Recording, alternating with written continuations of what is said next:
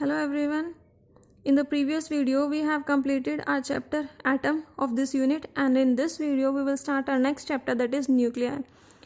उस चैप्टर में हमने एटम के बारे में डिस्कस किया था, एटम के स्ट्रक्चर के बारे में डिस्कस किया था. इस यूनिट में हम किसके बारे में डिस्कस करेंगे? न्यूक्लियस के बारे में. Now first of all what is nucleus? Nucleus क्या है? ये एटम है. एटम के अंदर कोई डेंस कोर प्रेजेंट है जिसका नाम क्या है? न्यूक्लियस. न्यूक्लियस के अंदर क्या प्रेजेंट होते हैं? न्यूक्लियॉन्स. न्यूक्लियॉन किस किस से मिलकर बने हैं? प्रोटॉन से एंड न्यूट्रॉन से. जो रेडियस होता है एटम का वो क्या होता है? 10⁻⁻10 मीटर. और जो ये न्यूक्लियस है इसका रेडियस कितना होता है? 10⁻⁻15 मीटर. तो आप देखो खुद कि ये जो रेडियस ऑफ द न्यूक्लियस है, मतलब जो न्यूक्लियस है वो एटम से वो क्या है? बहुत ज़्यादा छोटा है. सपोज जैसे कि एक रूम है, रूम क्या है? एक एटम है. और जैसे ये टिप है पेन की और ये टिप क्या है? न्यूक्लियस. इतना ज़्यादा साइज में डिफरेंस है इनमें. ना प्रोटॉन पे चार्ज कितना होता है? जितना इलेक्ट्रॉन पे चार्ज होता है सेम प्रोटॉन पे होता है, बट इलेक्ट्रॉन पे चार्ज क्या होता है? नेगेटिव. एंड प्रोटॉन पे चार्ज क्या होता है? पॉजिटिव. तो चार्ज कितना है? 1.6 × 10⁻⁻19 कूलम पॉजिटिव. न्यूट्रॉन पे चार्ज कितना होता है? 0. न्यूट्रॉन क्या है? न्यूट्रल.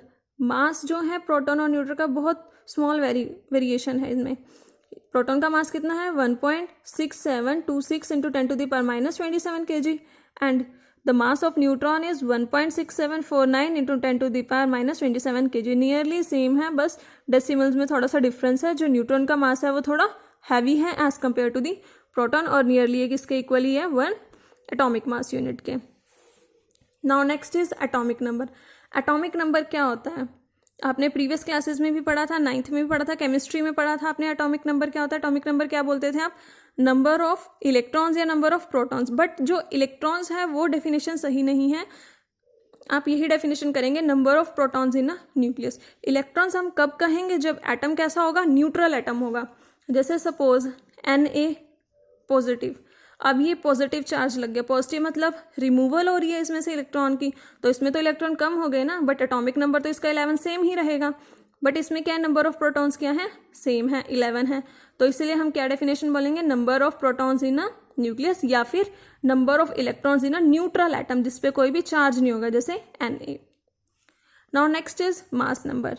मास नंबर किसके इक्वल होता है? Number of protons plus number of neutrons, मतलब नंबर ऑफ न्यूक्लियॉन्स. कि न्यूक्लियस के अंदर कितने नंबर ऑफ न्यूक्लियस प्रेजेंट है वही क्या है? हमारा मास नंबर. एटॉमिक नंबर को हम Z से रिप्रेजेंट करते हैं एंड मास नंबर को हम कैपिटल A से रिप्रेजेंट करते हैं. Now next is atomic mass या फिर न्यूक्लियर मास. वही जो न्यूक्लियर का मास है वो किसकी वजह से बना है? न्यूक्लियस का मास उसके अंदर जो न्यूक्लियॉन्स है उसकी वजह से. और न्यूक्लियॉन्स कौन कौन से होते हैं? किससे मिलकर बने हैं? प्रोटॉन से एंड न्यूट्रॉन से. वही हमने लिखा, number of protons plus number of neutrons, ये क्या बनाते हैं? न्यूक्लियस. वही क्या है? उसका न्यूक्लियस का मास है. इसको एटॉमिक मास यूनिट में किया तो इंटू 1 कर दिया. ये क्या किसके इक्वल है? A के. यही हमारा एटॉमिक मास है तो A पुट कर दिया इंटू AMU. और 1 AMU की क्या वैल्यू होती है? 1.67 × 10⁻⁻27 kg. नाउ नेक्स्ट है रिप्रेजेंटेशन. हम एटम को कैसे रिप्रेजेंट करते हैं, कैसे लिखते हैं एटम को, वो डिस्कस करेंगे. ये क्या है? एलिमेंट. X लगा दिया हमने. Z क्या है इसका?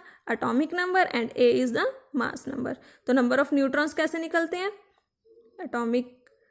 Mass number minus atomic number. तो नंबर ऑफ न्यूट्रॉन्स क्या हुए? A - Z. हम कोई एग्जांपल डिस्कस कर लेते हैं. सपोज कार्बन का ही कर लेते हैं. कार्बन 6 12. तो इसका एटॉमिक नंबर कितना है? 6. एटॉमिक नंबर किसके इक्वल है? नंबर ऑफ प्रोटॉन्स के. तो इसमें 6 ही क्या है? Number of protons. And number of neutrons कैसे निकलेंगे? A - Z. इसका एटॉमिक नंबर क्या है? 12 - 6 इज इक्वल्स टू 6. ये क्या हुए? Number of neutrons. Now next is classification of nuclear. हम न्यूक्लियर को कैसे कैसे क्लासीफाई करते हैं ये भी आपने पहले से स्टडी किया हुआ है.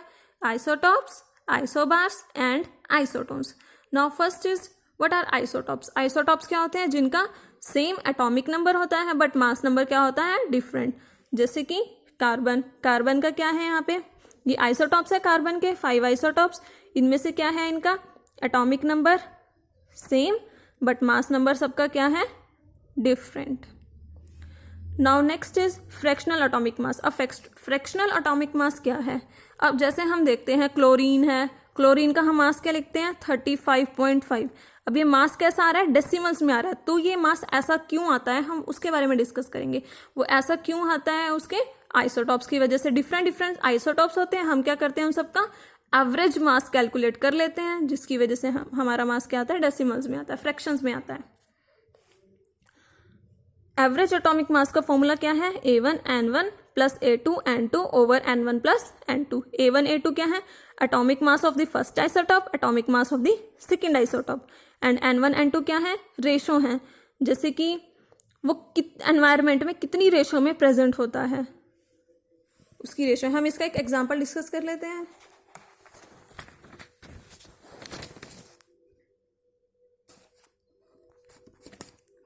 नाउ इसका एग्जाम्पल है नियॉन। डिस्कस कर लेते हैं हम नियॉन के बारे में। नियॉन के हमने दो आइसोटोप ले लिए, atomic number 1010 and mass number is 20 and 22। ये एनवायरनमेंट में 9:1 में अकर करते हैं। इसका हम एवरेज कैसे निकालेंगे? A1 into N1 plus A2 into N2 over N1 plus N2। First वाले का atomic mass 20 into ratio first वाले की 9 plus 22 into 1 over 9 plus 1। 20 into 9 180 plus 22 over 10। इसको कैलकुलेट करके ये आंसर आ जाएगा 202 आएगा।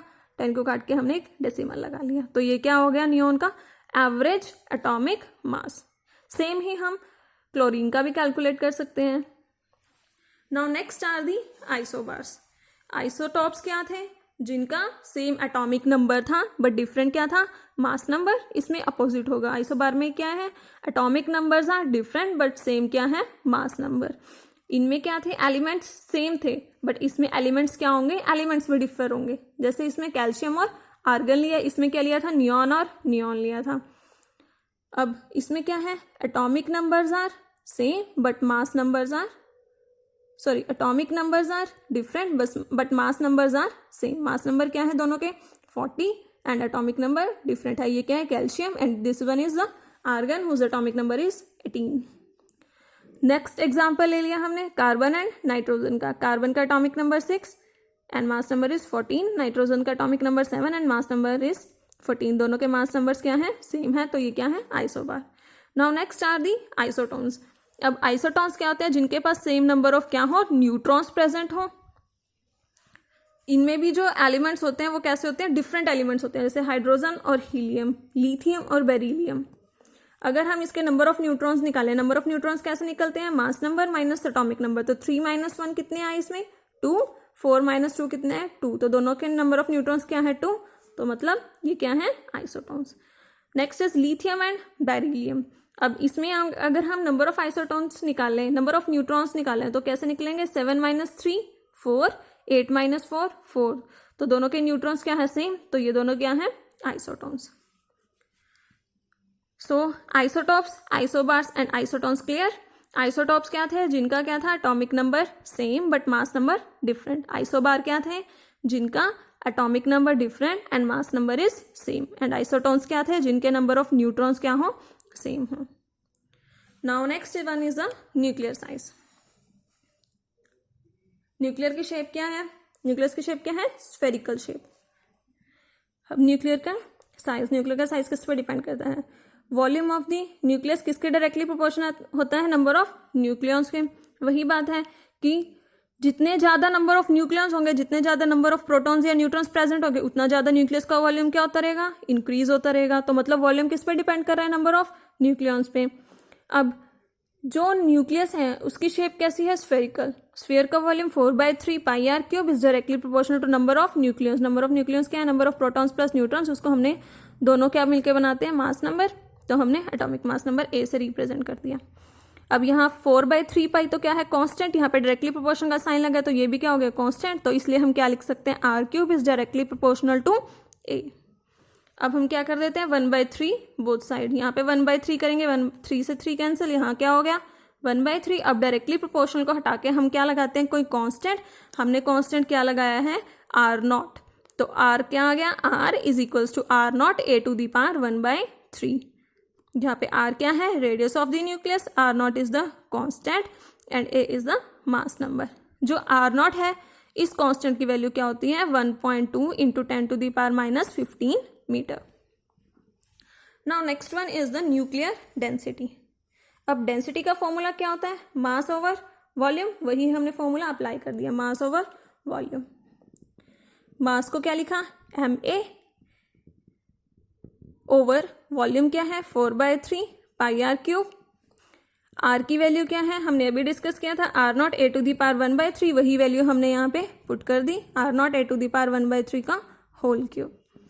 अब r³ a⁻1/3 और 3 से एक 3 कैंसिल, क्या बच गया यहाँ पे a, वो हमने आगे लिख दिया ma ओवर 4/3 पाई r0 का क्यूब इंटू a से a कैंसल एंड 3 यहाँ पे न्यूमिरेटर में चला गया, तो डेंसिटी क्या बन गई 3m ओवर 4 पाई r0 क्यूब। हम क्या कर सकते हैं, इसकी वैल्यू भी पुट कर सकते हैं, जैसे r0 की वैल्यू अभी हमने की थी 1.2 इंटू 10⁻⁻15 मीटर। m क्या है, मास ऑफ द न्यूट्रॉन। जब ये सारी वैल्यूज हम पुट कर देंगे इस फॉर्मूले में, तो हमारी डेंसिटी कितनी आएगी 2.29 इंटू 10⁻17 और इसकी यूनिट्स क्या है किलोग्राम पर metre cube. So this is all about the nuclear density. So in the next video we will discuss our further topics. Thank you.